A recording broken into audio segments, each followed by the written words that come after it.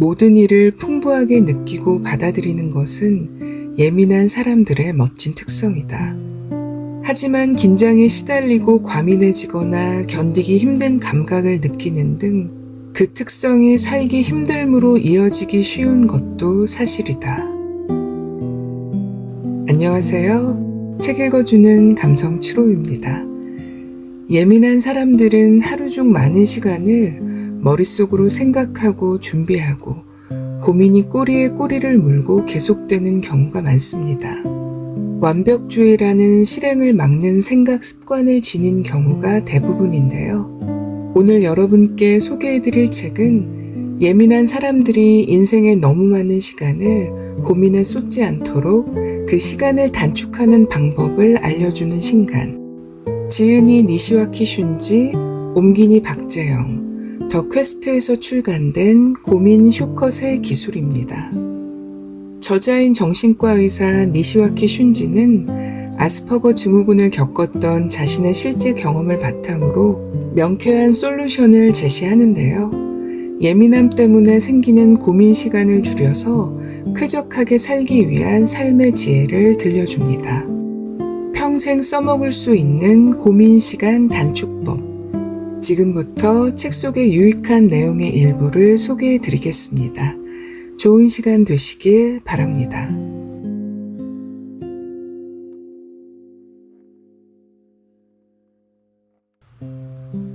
이상은 높은데 열심히가 안 된다. 완벽주의인 사람은 성실하고 노력가라는 이미지가 있다. 그런 사람도 당연히 존재한다. 그러나 완벽주의인 사람이 모두 성실한 것은 아니다. 그 중에는 정반대처럼 보이는 사람도 있다. 온종일 빈둥거리거나 분발해야 할 때 포기해버리기도 한다. 나도 그런 부류였기 때문에 확실히 말하는데 이러한 게으른 완벽주의자는 대부분이 매우 예민한 사람이다. 별로 열심히 하지 않는 성격으로 인해 주위에서 무사태평한 사람으로 오해하지만 이 또한 정반대다. 완벽주의인데 노력하기가 싫다.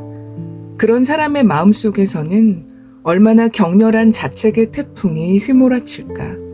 공부나 운동을 한다면 늘 성적이 상위권이어야 한다. 사회에 나가면 출세해야 한다. 글을 쓰거나 그림을 그리면 모두에게 칭찬받을 정도여야 한다. 아이나 부모님은 직접 돌봐야 한다. 일을 계속할 거라면 집안일과 육아 둘 다 높은 수준으로 잘해내야 한다. 부모라면 아이의 롤모델이 될 만한 인생을 구현해야 한다. 잠깐만, 짐이 너무 무겁지 않은가? 현 시점에서의 위치와 나부끼는 이상의 깃발까지 거리가 너무 멀면 사람은 노력할 엄두를 못 내게 된다. 시작할 용기가 꺾여 꼼짝하지 못한다. 포모도로 기법을 설명할 때 가만히 있으면 도파민이 나오지 않는다라고 했는데 딱 그러한 상태다. 이상이 너무 높아서 행동하지 못한다. 도파민이 분비되지 않는다. 점점 더 행동할 수가 없다. 이러한 성가신 악순환이 계속된다. 여기에 감점을 매기는 버릇이 타격을 더한다. 머릿속 이상에 비해 자신이 얼마나 부족한지 열거하고 자신을 더욱 궁지로 몰아넣는다는 뜻이다. 그 발상을 180도 전환해 가산점을 매겨보자. 먼저 지금 가진 것을 하나하나 열거해본다.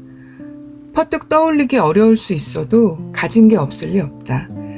살아서 숨쉬고 먹고 잠자는 생명 활동을 하는 것만으로도 대단한 가점 요소다. 이 정도로 아주 당연해 보이는 것까지 다 주의해서 살펴보라. 예전에는 못했지만 지금은 할 수 있는 일도 있을 것이다. 어릴 때와 비교하면 분명 지금 가진 것을 셀 수 없을 정도로 찾을 수 있다. 심지어 1년 전 자신과 비교해도 분명히 뭔가를 가졌다. 한마디로 당신은 있는 힘껏 노력해서 살고 있는 것이다. 어느새 등에 얹힌 너무나 무거운 짐들에 짓눌려 있는 것 같으면서도 하루하루를 살고 있다. 대단한 일이다.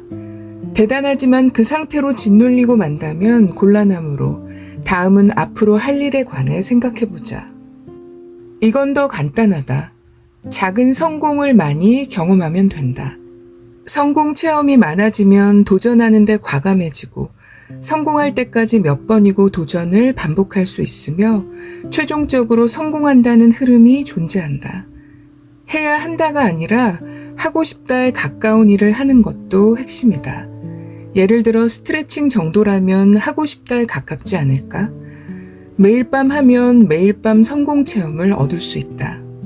내가 그리는 성공이나 이상과는 전혀 상관없는 일인데 의미가 있나라는 생각이 머릿속을 스치는 분들에게 또 하나 솔깃한 정보를 알려드리겠다.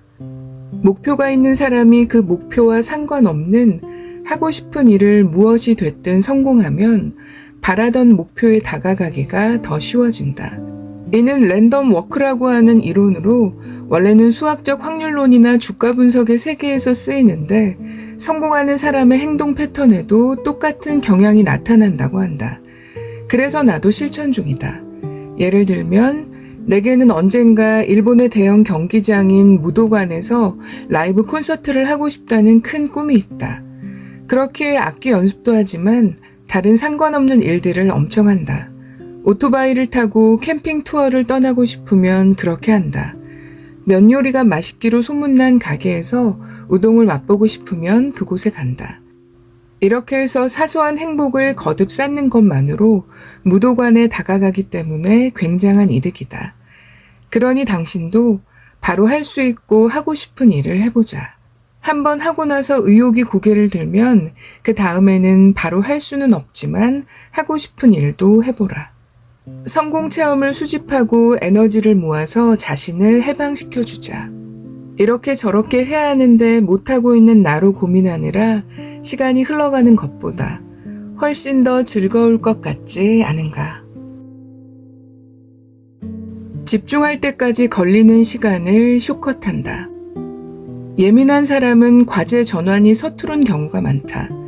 이는 매사에 하지 않는다로부터 한다로 전환할 때도 일어난다. 마음이 내키질 않아 시작하기가 어렵다. 일을 손에 잡아도 좀처럼 집중할 수가 없다. 이렇듯 쉽게 데워지지 않는 엔진으로 인해 고민하는 사람은 꽤 많을 것이다. 예민하지 않더라도 어떤 일을 시작하는 데에는 에너지가 필요하다.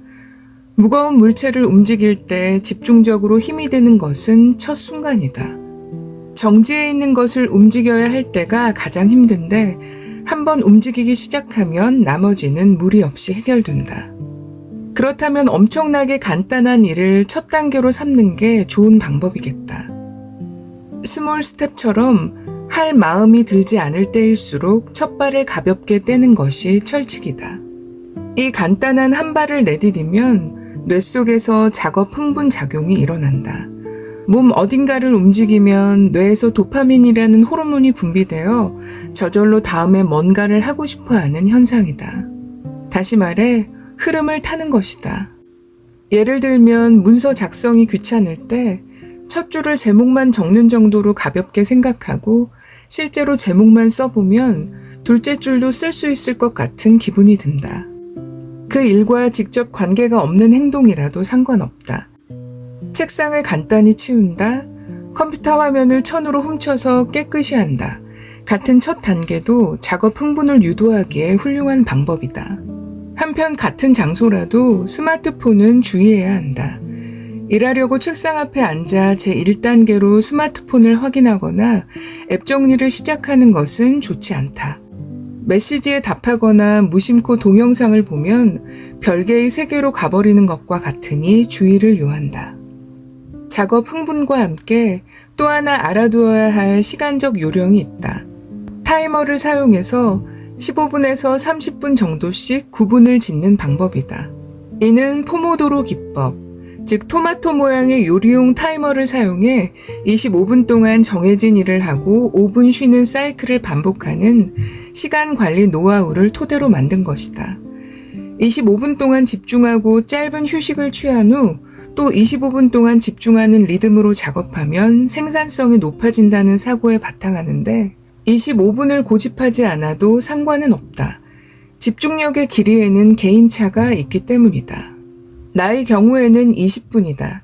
글을 쓸 때는 가장 먼저 주방 타이머를 20분으로 설정하고 시작 버튼을 누른 후 쓰기 시작한다. 15분, 16분이 지나고 마지막은 자그마한 경쟁이다. 시간이 끝나기 전에 여기까지는 반드시 할 테다 라는 기세로 최대한 집중력을 발휘한다. 만약 성공하면 또 해내야지. 실패하면 다음에는 꼭 같은 마음이 되어선 다시 20분을 경쟁한다.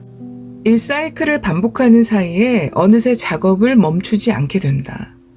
도파민이 20분마다 연속적으로 나오는 상태로서 1시간 걸리는 작업이라면 3번 분비된다는 뜻이다. 똑같은 1시간을 내키지 않은 상태로 아무것도 하지 않고 시간을 보낼 경우 도파민 분비는 0이다. 초조함만 가득한 뇌는 지치고 회복도 어려워진다. 잘게 저미듯 도파민을 조금씩 분비하는 포모도로 기법이라면 어떤 힘든 일이라도 뇌는 지치지 않는다. 평소에 별로 진도를 나가지 못했는데도 너무 지친다의 상태가 되는 사람은 꼭 시도해보라. 부정적인 기억에서 자유로워지는 방법. 부정적인 상상력만큼이나 성가신 것이 부정적인 기억력이다. 문득 떠오른 부정적인 기억은 부정적인 상상과 마찬가지로 굉장히 생생해서 세밀한 구석구석에까지 엉겨있다. 엉긴다고 표현한 것은 본인의 기억 속에서 비참함이 더 세게 들러붙었기 때문이다. 당신의 머릿속에도 상처받은 경험의 기억이 곳곳에 흩어져 있고 그중 한 장면이 어느 순간 되살아나 제 머리를 치고 싶어질 때도 있을 것이다. 예민한 사람들의 이런 지나치게 좋은 기억력의 원인은 대체 무엇일까? 자폐 경향이 있는 사람 중에는 극단적으로 정확하고 치밀한 기억력을 가진 이가 있다. 미국의 동물학자이며 콜로라도 주립대학교 교수인 템플 그랜디는 세계 최초로 자폐 스펙트럼 장애를 앓는 당사자로서 자서전을 쓴 인물이다. 그 책에서 이야기하고 있는 바는 기억에 섞이지 않는 특성이다. 그녀는 동물학자이지만 개라는 개념을 오랫동안 이해하지 못했다. 그런데도 지금까지 봐온 몇천 마리의 개라는 이름이 붙은 동물을 일일이 정확하게 기억한다. 즉 그녀는 각각의 개는 완벽하게 기억하는데 그들의 공통점을 추출해 네 발이 달린 코가 젖어 있고 멍멍 짖는 동물이라는 하나의 개념으로 묶을 수 없었던 것이다. 그녀 입장에서 개 몇천 마리는 별개의 존재로 분리되어 절대 서로 섞이지 않는다.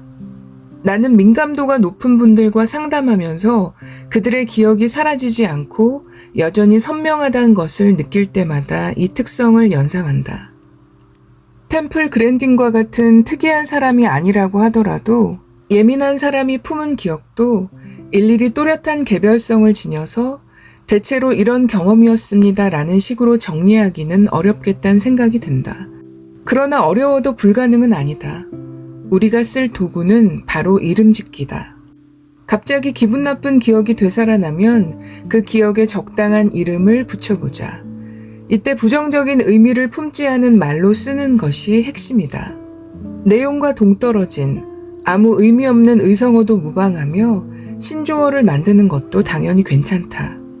삐용삐용이든 하늘하늘이든 상관없다.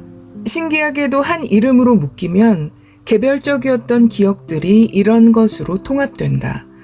머릿속에 같은 이미지가 끝없이 반복되는 상태도 서서히 억제할 수 있다. 이를 마음의 정리가 되었다라고 말한다. 또 하나, 부정적인 기억의 대처법을 소개하겠다. 예민한 사람의 부정적인 기억은 생생하다고 했지만 사실 누구든 부정적인 기억은 마치 눈앞에서 일어나는 것 같은 특징을 갖고 있다. 반대로 좋은 추억은 저 멀리서 어렴풋이 떠오르는 듯한 느낌으로 생각나는 경우가 많다. 나쁜 기억은 멀리서 어렴풋이 떠오르는 정도가 아니라 가능하면 안 보이게 까마득한 저편으로 사라져 버리는 편이 좋다. 여기서 우리가 쓸 도구는 원거리 촬영이다. 영화나 드라마를 보면 클로즈업으로 인물을 찍던 카메라가 점점 물러나며 사람이 콩알만해지는 장면이 있지 않은가. 높은 곳에서 부감으로 찍은 거리가 작디 작아지는 모습도 본 적이 있을 것이다. 눈앞에 닥친 부정적인 기억에 이와 똑같이 행동하라. 기억이 재생되는 텔레비전 화면이나 영화 스크린을 상상하고 그 화면이 어디까지고 작아지는 이미지를 떠올려라. 화면은 점점 작아져서 길거리는 지도처럼 바뀌며 세부 모습 같은 건 눈에도 보이지 않게 될 것이다. 이로써 나쁜 기억을 티끌만하게 작게 만들어버리자. 몇 개든 상관없다. 하나하나 작게 만들고 나면 들썩이던 기억들도 하나씩 하나씩 진정될 것이다. 그러는 동안 기억이 되살아나는 버릇은 아득히 멀리서 촬영하는 버릇으로 바뀐다. 정말이니 계속해보자.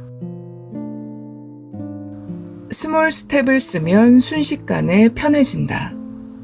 해야 할 일을 하지 못할 때 예민한 사람들의 마음속에는 그 과제가 실제보다 더 커 보이는 착각이 일어난다.